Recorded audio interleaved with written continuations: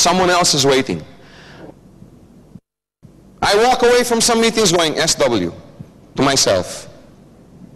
Some people will come in, some people will see the vision, some people won't. So what? Don't take it personally. Go to the next guy. This guy doesn't see the vision and the opportunity. So what? Go to the next guy.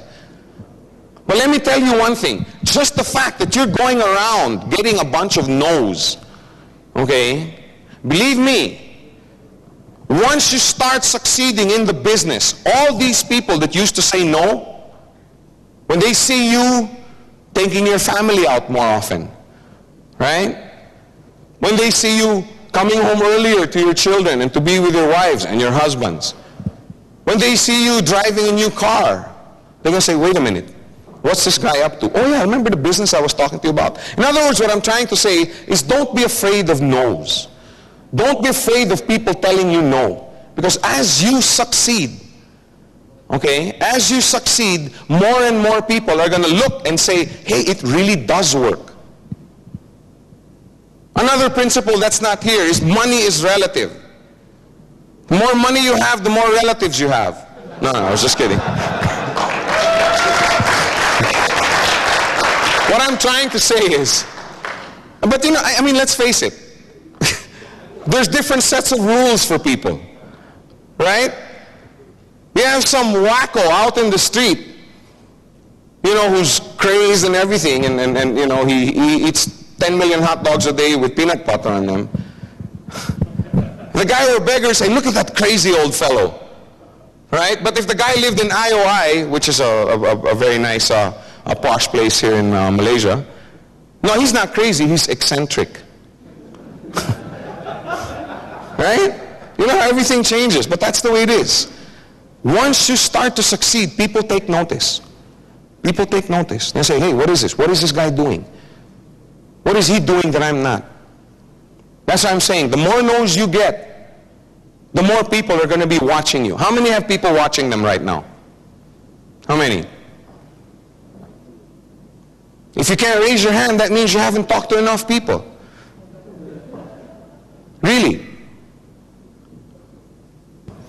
Nobody has 100% success rate. The reason I want to point this out is that so you don't get discouraged. I always talk about the money that I made as a customer. There's some of you that know. I made 15,000 US my first 4 weeks as a customer in this business. And I talked to 2 people. I referred 2 people. Ferdy on my left and my cousin on my right. We'll talk about that tomorrow in more detail. But I never talk about the 50 people that told me I was nuts. I never talk about the 50 people that told me this company would never make it. I never talk about the 50 people that told me this company would run away, etc., etc., etc. Nobody has 100% success rate. Up to this day, I don't have 100% success rate. VJ, our managing director, when he talks, still doesn't have 100% success rate. Dexter Yeager doesn't have 100% success rate. Mark Yarnell doesn't have 100% success rate. Big Al, not our own Big Al here, the one we read about, doesn't have 100% success rate. But are they successful? Yes. The reason I want to point this out is not so that you're happy that you're getting rejected. Okay, I mean, that's not the point in this whole exercise. I'm just trying to say it's part of the process. Okay, it's part of success. And it doesn't mean that because you get rejected that you will fail. Doesn't mean that. It just means you're getting better. Rejection is part of this business. That's what I was trying to say earlier. Instead of getting discouraged, learn from the experience. Why? Why did the person not see the business opportunity? Why did the person that I'm talking to, why did my friend, why did my uncle, why did my cousin not see the vision? Instead of going home, sitting down, moping about it, oh no, I'm going to throw away all my brochures, I'm never going to go into that webpage again, never going to attend another meeting again. Instead of getting discouraged, sit down, analyze. Why?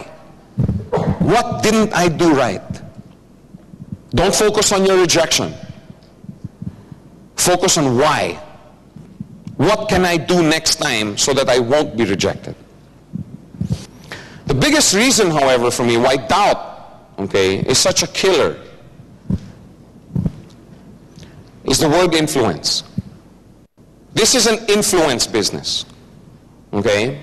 I had a friend a few years back who came up to my wife and myself and during a party, and she noticed that our children were very, very obedient. They would follow what we say. We'd say do this, and they would. We'd say do that, and they would. We'd say Topper, go look at, see if your sister's okay in the back. Oh yes, yes, Mike. He'd drop what he was doing, and go.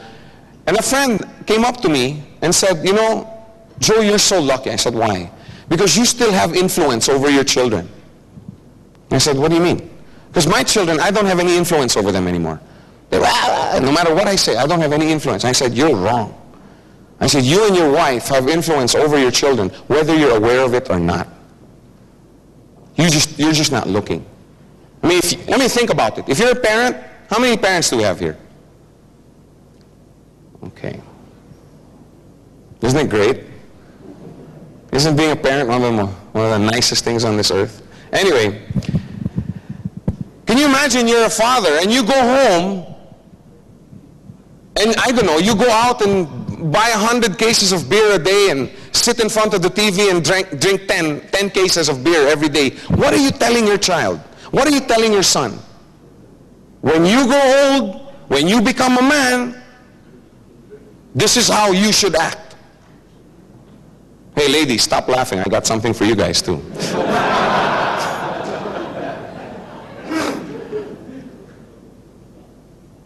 When you're at home as a wife, they're going, uh-oh. And your husband comes home after a hard day's work, and you're there, why only now? I told you to go to the grocery. I'm not going to cook dinner for you. You go and... What you're telling your daughter, hey wait, the serious side is what you're telling your daughter, right, is when you grow up and you have a husband, this is the way you should treat him. You have influence over your children whether you're aware of it or not. That's what I was telling my friend. It's the same thing in this business. You have an influence over your organization.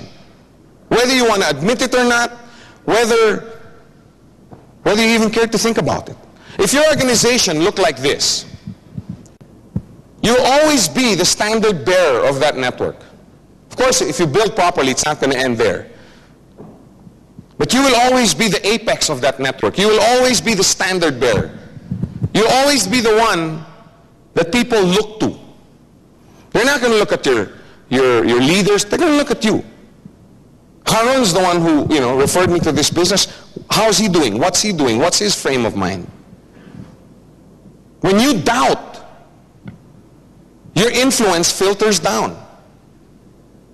Can you imagine having your two who are so excited? Hey, guess what? I love this business so much. I have so much freedom. I've never made so much money in my life. I think I'm going to do this full time. Then you come up to these two going, hey, wait. Maybe that's not a wise thing to do. Maybe it's not a wise thing to, put all your eggs in one basket. Don't resign from your job. What do you think is going to happen to these two? Are they going to go home, like brave hearts? No, hey, wait, does Joe know something we don't? Does he know something? Or wait a minute, maybe, you see what I'm saying? So what do you think they're going to tell their leaders? Hey, wait, we better have a meeting. I mean, we should meet with Joe. There's something wrong here. Why? What do you mean there's something wrong? Oh, we were thinking of doing this full time and Joe discouraged us from doing it. Oh my gosh, we better tell our leaders too. You see what I'm saying? That filters down. You influence your organization whether you're aware of it or not. The only question, folks, is, are you a positive influence or are you a negative influence? Think about your activities the last 2-3 months. Have you been a positive influence or have you been a negative influence? Remember I said, some of the stuff I'm going to say is going to hurt a little bit. What seeds have you sown the last 2, 3, 4 months?